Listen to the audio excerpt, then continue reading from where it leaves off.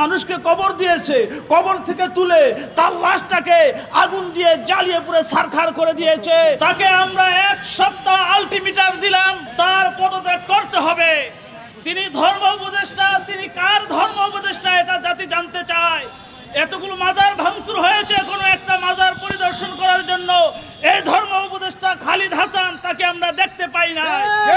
ভাইরা আমার, একটা কবর থেকে কত আইম্মায়ে জাহেলিয়াতের জমানা যদি হতে পারে, তাহলে আমরা শুনেছিলাম সে আইম্মায়ে জাহেলিয়াতের জমানার ভিতরে জ্যান্ত নারীদেরকে কবর দেওয়া হতো, আবার জ্যান্ত কবর দিয়ে আবার সেই লাশ তুলে আগুনে পুড়ে ফেলতো।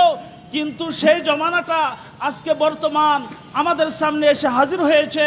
একটা মানুষকে কবর দিয়েছে, কবর থেকে তুলে তার লাশটাকে আগুন দিয়ে জ্বালিয়ে পুরো ছারখার করে দিয়েছে।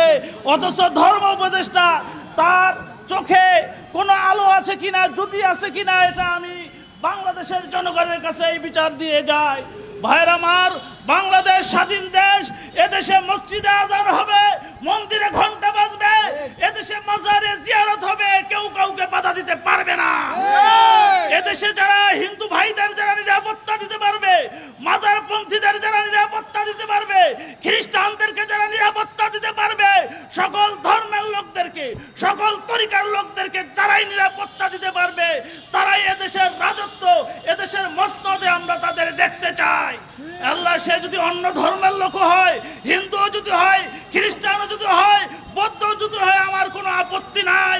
আপনি মুসলমান ভাই, আমার জাতি ভাই হয়ে আপনি মসনদে বসে রয়েছেন, অথচ ওলি আল্লাহর মাজার ভাঙচুর করতেছে, ওলি আল্লাহর মাজারে আগুন দিতেছে, অথচ আপনাদের কোনো প্রতিবাদ নাই, কোনো পরিদর্শন নাই।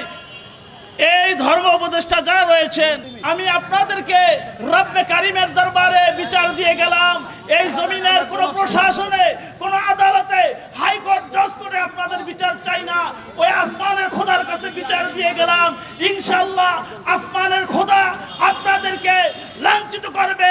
আপনারা দুনিয়ার আগুন দিয়ে একজন আল্লাহর ওলির মাজারকে পুড়িয়েছেন, জাহান্নামের আগুনে আল্লাহ তাআলা এই অবদস্থ, এই নাফরমান, নাপাক সন্তান যারা রয়েছে, যারা মাজারে আগুন দিয়েছে, এর হোতা যারা রয়েছে, এদের দোসর যারা রয়েছে, এই জাতিদেরকে আল্লাহ তাআলা জাহান্নামের আগুনে পুড়াবে।